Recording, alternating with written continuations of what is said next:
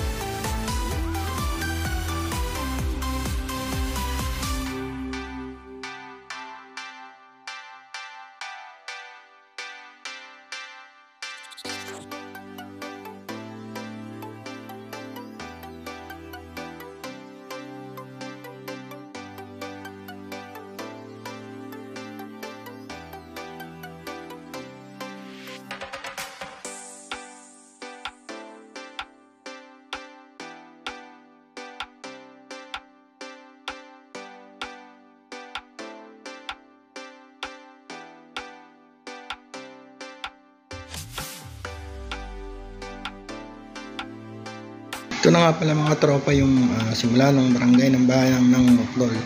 Sa bandang kanan, andyan yung kanilang barangay hall na isa ring covered court na napakaganda. Ito, pag binaybay natin ito, makikita rin natin ang Dipakulaw National High School at saka yung kanilang elementary National High School, at ito ay matadaanan natin ngayon.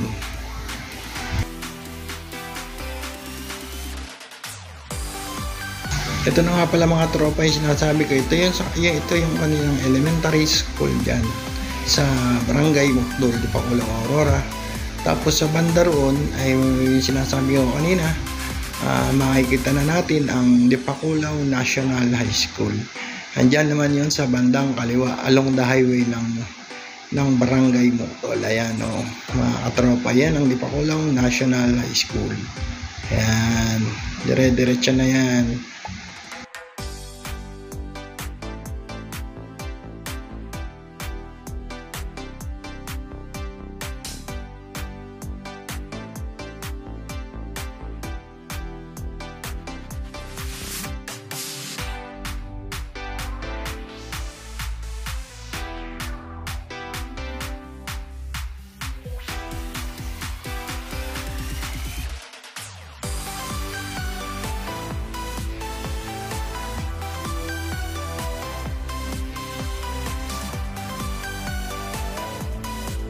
Ayan nga, pagdating natin dito sa banda rito, tayo ay kakaliwa. Ayan, upang puntahan naman natin ang isa pang barangay. Ito ay ang barangay Salay. Dati nung araw nung nagtatrabaho pa ako sa isang courier company, nagagala ako itong mga to na hindi pa ganitong concreting. Napakaganda na ngayon. Halos lahat konkreto na oh. Dati noon binabaha pa itong may area ito pag ako pupunta noon, lalo na kapag maulan. Buti ngayon at fully konkreto na pala siya. Ayan, dire-diretso lang po yan mga katropa.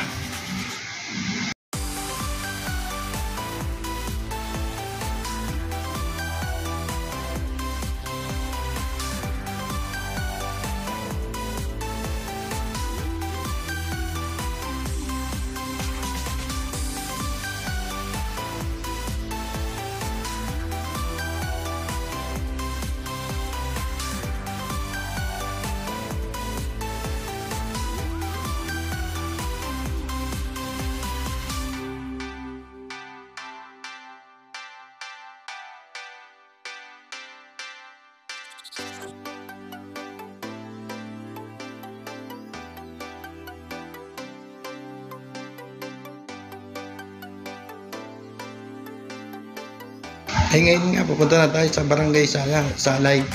Dati nung araw, ito isang creek na maliit lang, pero ngayon makakaganda na ng daluyan ng tubig. Yun nga pala mga katropa, tayo ay kakaliwa dito para mapuntahan natin ang loob ng kanilang barangay. Ayan, yan po ang kanilang papasok sa kanilang barangay. Mga daan dito konkreto na din. Ayan, no? Karamihan halos walang tao sa kalsada at napakalinis ng kalsada. Ayan sila. Ayan po mga katropa. Ayan, may mga bahayan na talaga naman magaganda. Ayan, yung isang kanal nila, ang ganda oh, ang laki ang lawak. Ayan, yan po ang barangay Salay dito sa Dipakulaw, Aurora.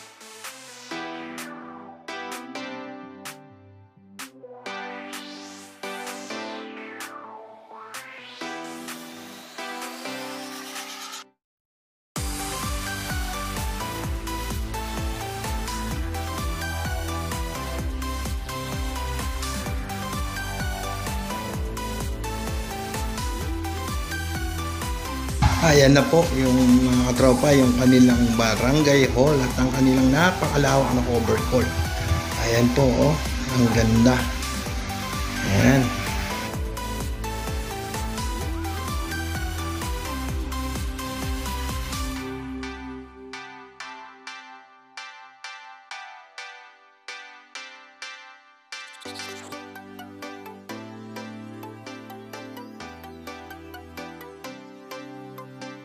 Pagdating po natin dito sa dulo mga katropa, tayo naman ay kakanan upang puntahan naman natin isa pang barangay, ang Sapang Kawayan.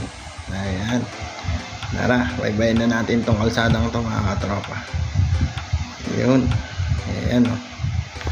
Dito unong araw din talagang hindi konkreto, pero ngayon talaga naman napakagandang kalsada na. Napakagandang mga tanawin pa nito, lalo na kapag daraan pa rito, kasi napakalawak na palayan, may kalapit na bundok. Ayan, makita nyo mga tropa. Ayan, banayad na banayad ang kalsada, halos walang katao-tao. Ayan, oh, kita nyo naman, napakaganda. Ayun, sa mga nagnanais umikot din dito, ayan, smooth lang para sa mga gustong mag-ride ng mga short ride. Ayan, may mga bata pa tayo nakita. Ayan, maglalaro. Dito naman sa bandang kaliwa, tayo ay kakaliwa upang baybayin naman natin itong daan na ito sa gitna ng palayan. Ito rin ba, hindi itong itong lugar na to, kasi hindi pa konkreto ito. Tanda ko ito, ang araw ito ay isang puro mga tekewan. Pag dumadaan ako dito, sabi ko nga, nung tatrabaho pa ako sa isang courier company, pag bumahatin dito talagang malalim yan. Pero ngayon nakita nyo naman, fully konkreto na at napakaganda ng daanan, lalo na yung mga tiga rito. Ayan, oh. Lalo na siya tungkol sa agrikultura.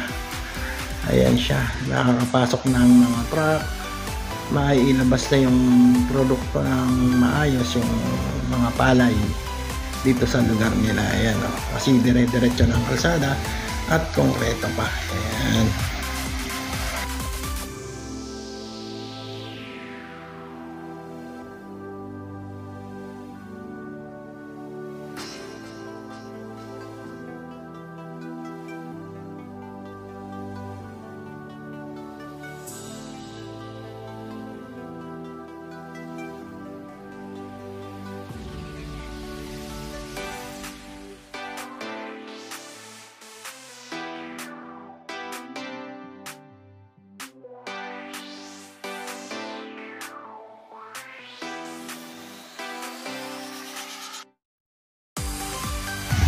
Ayan nga mga katropa, pagdating natin dito sa dulo, tayo ay kakaliwa upang mapuntahan naman natin yung isang barangay ng Sapang Kawayan at diretso na rin tayo sa barangay Dimabuno. Ayan, nakikita nyo naman yung kanilang munting komunidad at yan yung mga sakahan nila. Ayan, umpisahan na natin na puntahan ang kanilang barangay. Ayan na mga katropa, oh. Yan, dati nung araw hindi pa konkreto ito, pero ngayon nakikita nyo naman, napakaganda na. Ayan, oh, malapit na kabundukan, malapit na taniman. Ayan, napakabanayad ng mga pamumuhay. Ayan, oh. Ayan, oh. Ayan sila, oh. Tingnan nyo. Ayan, oy nanay, makikiraan po. Ayan, eto na, talagang konkreto mga kalsada. Ayan yung kanilang barangay hall na covered court din. Ayan, oh, halos lahat ng nadadaanan nating barangay hall ay fully covered court, lalo na yung mga multipurpose building nila. Ayan, ito yung kanilang munting komunidad. Ayan, makikita na natin yan sa bandang kaliwa dyan. Hindi na natin papasokin kasi halos andyan din yung kanilang komunidad. Dadaanan lang natin. Ayan, ayan, ayan. Tayo ngayon ay didiretso na sa barangay ng Dimabuno.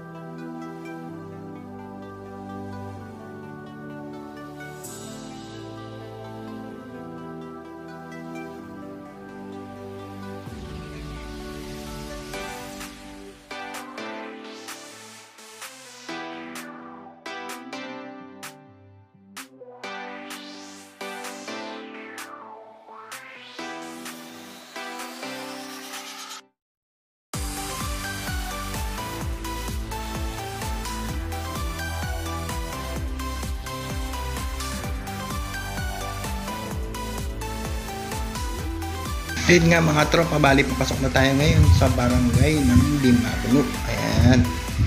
Ito na yung highway nila. Ayan. Ayan ang mga tropa. Kitang-kita nyo naman, halos wala rin tao. May dalawang bata pa. Oo, di ba?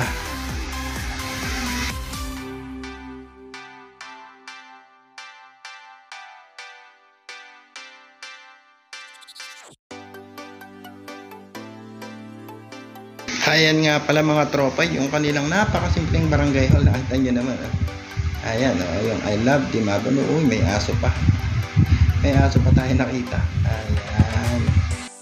Ngayon na mga tropa, parang natatanong mo na yung kanilang cover court. Ayan, ayan o. Ang ganda rin ng cover court nito. Napakalawak. Ayan. Nakita nyo naman. Ayan. Ito naman, pagdating man dito tayo kakanan upang makalabas tayo sa kanilang barangay. Ayan, yan na po. Ayan.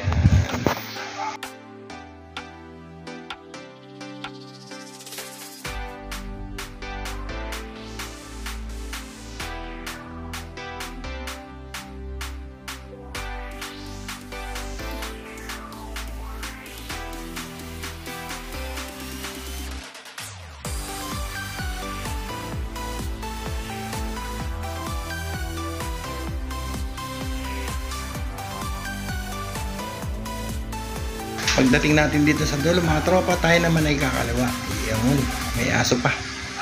Ayan, baybayin natin yan. Ayan, ayan pala yung kanilang Dimabno Elementary School. Ayan o, may humps. Ayan o, napakalinis.